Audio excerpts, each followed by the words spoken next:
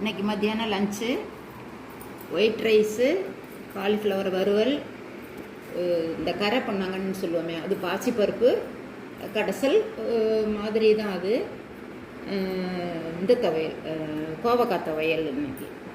இதை சாதத்துக்கு கீரையும் போட்டு சாப்பிட்டுக்கலாம், துவையலும் போட்டு சாப்பிட்டுக்கலாம். எப்பொழுதும் போல் தயிரும் உண்டு.